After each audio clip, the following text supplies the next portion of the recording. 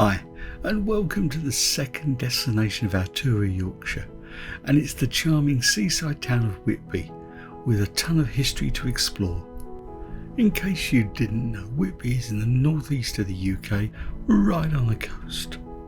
We've headed from York, and the video for that is up at the end. Our scenic route from York is a little over 50 miles, and we have just one night here. So let's go and explore. We'll start our journey on the west cliffs, overlooking the River Esk, which flows right through town and into the North Sea. It has a deep maritime history and is famously where the nautical career of James Cook was launched. And the whalebone arch is a testament to Britain's 18th century whaling industry.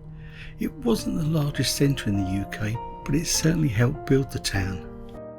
Through the arch we can spy Whitby Abbey, and yes, we're going to be heading there shortly. But not before we discover the two distinct halves of Whitby by crossing its swing bridge, which dates from 1908, to head to the east side of Whitby. The town has a proud fishing heritage, dating back hundreds if not thousands of years, and it's easy to see why, providing work for whole families and communities alike.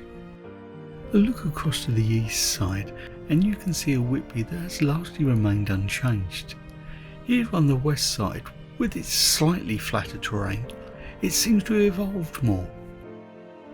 That evolution seems to support the tourist trade now and the desire for reputedly the best fish and chips in the country.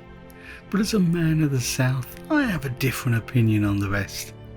Actually, why don't you let me know where you've had the best fish and chips in the comments below.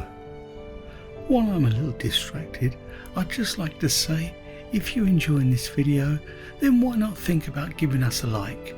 And if you enjoy my style of video, then why not consider subscribing? And don't forget to hit that notification bell so you don't miss the rest of our trip and any other of our travels. Anyway, this is a lovely sunny day in June, and it's warm too. I'm pretty sure it was like this the last time we visited, over 20 years ago, and that was just a flying visit. And I don't know if it's a little busier now and a little more touristy, but it does feel welcoming. And I guess the question is, are you tempted by a boat ride? There's a few different options, so I'll pop a link in the description so you can find out more. We're now going to cross that swing bridge to discover the other side of Whitby. It's single lane and a little busy, but we'll still take the chance to stop and take in the view. This is the best place to check out the differences between the east and the west. And a look back towards land, and you can only imagine how this would have looked in its Georgian heyday. Once you get to the east side of Whitby, it does feel different. Strolling along Church Street, it's still awash with us tourists, but the kiss me quick hats and the arcades have given way to bistros, cafes and pubs, peppered between galleries, antique shops, jewellers and jetworks. I know, what are jetworks? Well, Whitby jet is a deep black glossy stone formed from fossilised wood. It became very popular in the Victorian era after Queen Victoria adopted Whitby jet mourning jewellery following the death of Prince Albert. It's protected by law. True Whitby jet can only come from the local coastline. Janet has a pair of earrings we bought on our last visit. They don't get worn much as they're a touch Gothic. And talking of that, I need to mention the Whitby Goth Weekend. The festival began in 1994 and it's now a major biannual event held twice a year, usually in April and October. But it's not just for goths. It attracts those into Victorian, steampunk, cybergoth and romantic Gothic fashion. But that's not all. There's the regatta in August, the Fish and Chips Festival in May, plus plenty more. I'll drop some links in the description where you can find out more details. Okay, it's now time to climb the 199 steps toward Whitby Abbey. I'm not going to lie to you, it's a walk, but it's no ascent to Kilimanjaro. There are places to stop and take in the view, or use that as an excuse if it suits, and I'm sure the climb will be worth it. I don't know if this will tempt you, but Whitby Brewery is also at the top.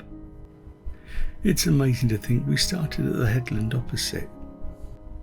When you reach the top of the steps, you'll arrive at St Mary's Church, and the worst of the climb is over. This 12th century Norman Gothic church is iconic, in real life as the church that overlooks the harbour and the sea, and in fiction featuring in Bram Stoker's Dracula. In fact, a lot of the harbour and the east side feature in the novel, and although not by name Whitby Abbey, as the ruined abbey overlooking the sea, is where Dracula comes ashore in England. Now, Whitby Abbey is a must-see if you're in town, not for its literary connection to Dracula, but to witness the grand scale of the original abbey. It is now managed by English Heritage, and there's a fee to pay. The link is in the description below with the prices and opening times. The story of Whitby Abbey begins in 657 AD, when King Oswiu of Northumbria founded a monastery here. Originally known as Strenesh Hall, it was a double monastery home to both monks and nuns, led by Hilda of Whitby, later St Hilda. In 1664 AD, the abbey hosted the Synod of Whitby, a pivotal moment in English history. Church leaders met here to decide whether England would follow Celtic or Roman Catholic practices. The decision to adopt Roman customs shaped the future of Christianity in England.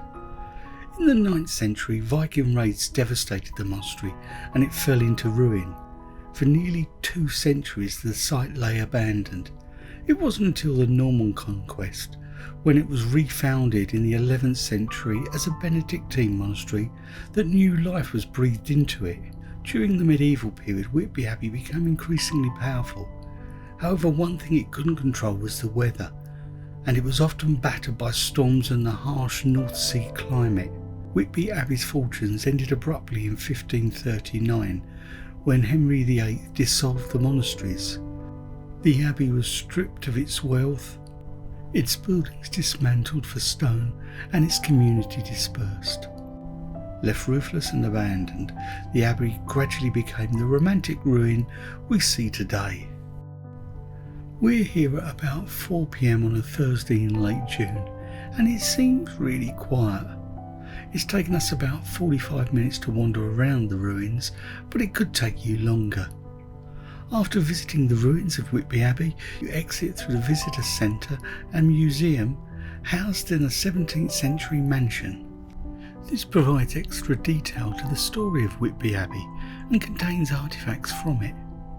This country mansion has a story to it too. Cholmondeley House, built in 1672, said to be built from the stone from the original abbey. It also fell into disrepair and had to be rescued a number of times by successive owners. Now, we could pass by St Mary's Church, but with Janice around, that's unlikely.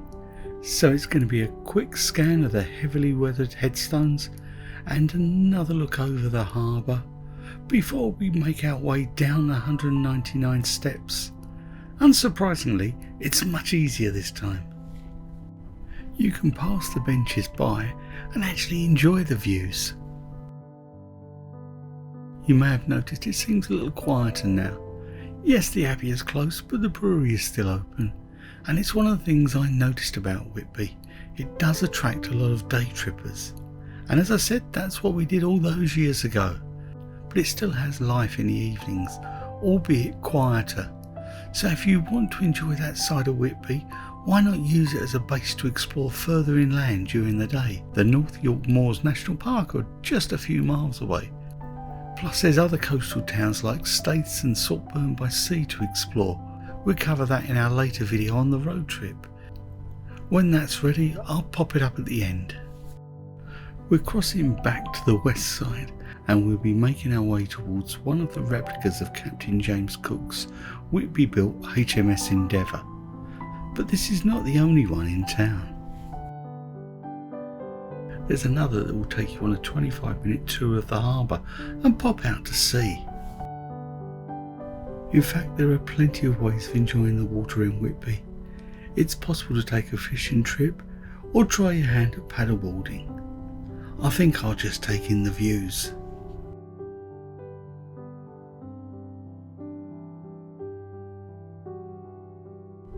So after a nice meal at the Black Horse Inn, a recommendation from a conversation in York, we amble back.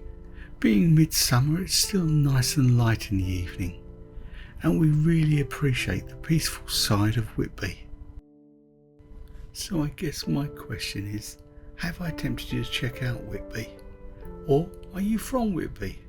Have I done your hometown justice? Tomorrow's another day and we're off to Ripon via a scenic route. If you don't want to miss that, then subscribe. All that's left for us to do is climb that West Hill. I hope you like what we put together. Thanks so much for watching. Until next time, stay safe, stay well, and happy travels.